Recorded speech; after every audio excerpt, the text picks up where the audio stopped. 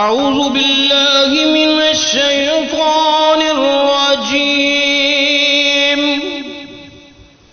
بسم الله الرحمن الرحيم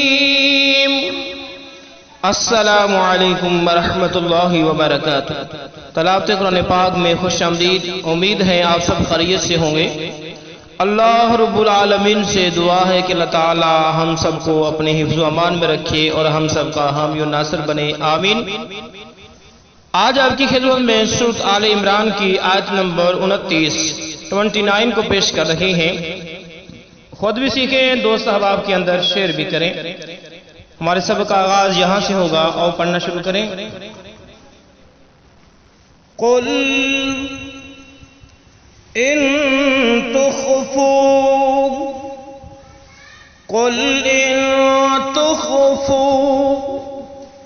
ما في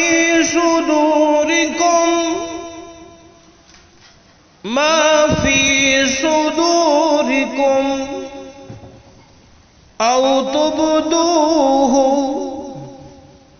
أو تبدوه يعلمه الله۔ ہا کو لام مشدد کے ساتھ ملایا، وقف کیا تو ہا ساکن ہوا، اللہ پڑھا جائے گا۔ يعلمه الله۔ قل ان تخفوا ما في صدوركم او تبدوه يعلمه الله۔ قل ان تخفوا ما في صدوركم او تبدوه يعلمه الله ويعلم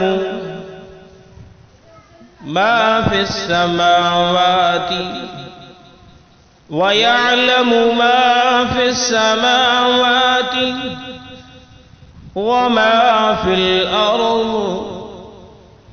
فا کو لام ساکن کے ساتھ ملایا، وقف کیا تو ضاد جو ہے وہ ساکن ہوا، عرض پڑھیں گے۔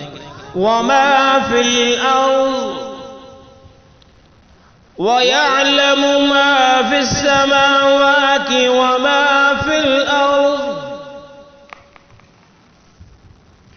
ويعلم ما في السماوات وما في الأرض واللہ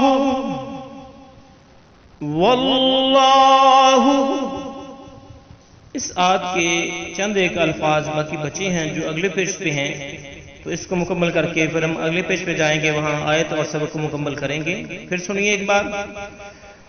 قل ان تخفوا ما في صدوركم او تبدوه يعلمه الله ويعلم ما في السماوات وما في الأرض والله۔ اب ہم اس کے معنی پڑھتے ہیں۔ قل اے محبوب پیغمبر آپ کہہ دیجئے، ان تخفوا اگر تم چھپاؤ، ما وہ بات جو فی صدورکم تمہارے دلوں میں ہے، او تبدوہ یا تم ظاہر کرو اس کو، یعلمہ جانتا ہے اس کو اللہ تعالیٰ کی ذات، ویعلم اور وہ جانتا ہے ما جو کچھ ہے فی السماواتی آسمانوں میں، وما اور جو کچھ ہے فی الارض زمین میں، واللہ تو یہ آگے پیج پہ پڑھیں گے، واللہ سے آگے یہاں تک بمحاورہ ترجمہ سن لو۔ اے محبوب پیغمبر آپ کہہ دو کہ اگر تم سینوں کی باتیں چھپاؤ یا ظاہر کرو، اللہ سب کو جانتا ہے، آسمانوں اور زمین میں جو کچھ ہے سب اسے معلوم ہے۔ ساری آیت کا مکمل سنو۔ اللہ ہر چیز پر قادر ہے، جو ہم نے ابھی پڑھنا ہے اس کا کیا معنی ہے؟ اللہ ہر چیز پر قادر ہے۔ اور اگلے پیج پہ چلتے ہیں۔ واللہ ہم نے پیچھے پڑھا تھا، آگے یہ الفاظ ہیں، پڑھ لیں۔ علی کل شیء قدیر۔ آیت مکمل ہوئی، وقف کیا، را ساکن ہوا، قدیر پڑھیں گے۔ واللہ علی کل شیء قدیر، واللہ علی کل شيء قدير والله على كل شيء قدير. ان الفاظ کے معنی سن لو. واللہ اللہ تعالی علی کل شیء ہر شے پر قدیر قادر ہے قدرت رکھنے والا ہے. تو یہ ہے ہمارا آج کا سبق.